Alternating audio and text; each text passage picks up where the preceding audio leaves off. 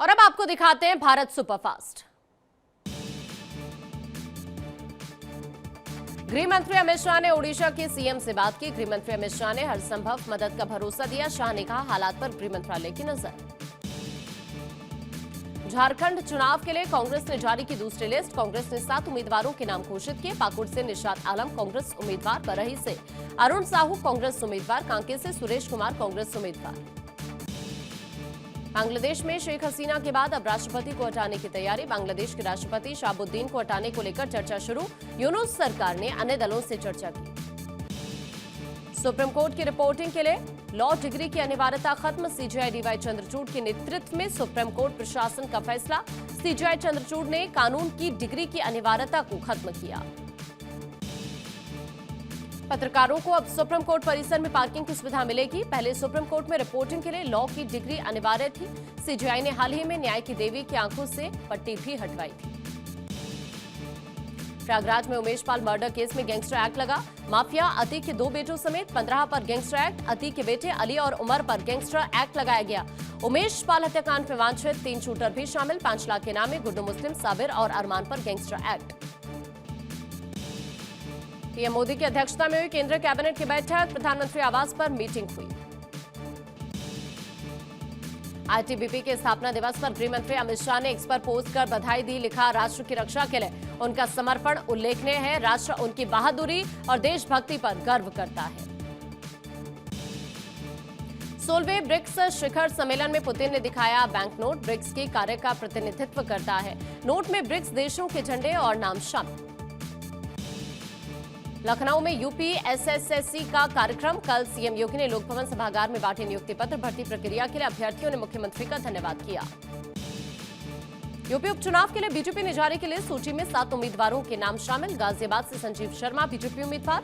फूलपुर से दीपक पटेल को टिकट। मथुरा में आज से राष्ट्रीय स्वयंसेवक संघ की 2 दिवसीय बैठक का आगाज। मीटिंग में आरएसएस प्रमुख मोहन भागवत शामिल होंगे।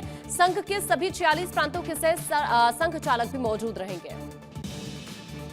श्रीलंका की समुद्री सीमा में घुसने के आरोप में 16 भारतीय मछुआरे गिरफ्तार। तमिलनाडु के मुख्यमंत्री एमके स्टालिन ने केंद्र सरकार से उनकी रिहाई सुनिश्चित करने का अनुरोध किया।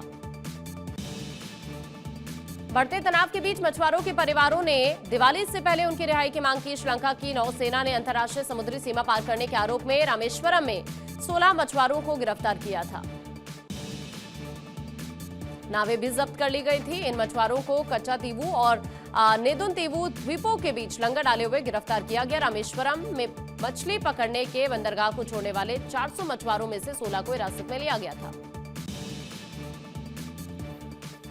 वायनाड सीट से बीजेपी उम्मीदवार नाव्या हरिदास ने नामांकन किया। नामांकन के दौरान कई बीजेपी नेता मौजूद रहे। वायनाड में 13 नवंबर को मतदान होना है।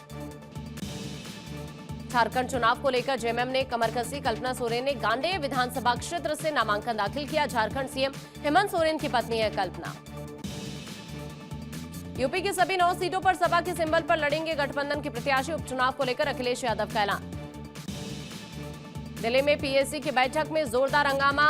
सेबी अध्यक्ष माधवी बुच की बैठक में न आने पर हंगामा। केसी वेणुगोपाल बैठक छोड़कर निकले। बैठक स्थगित।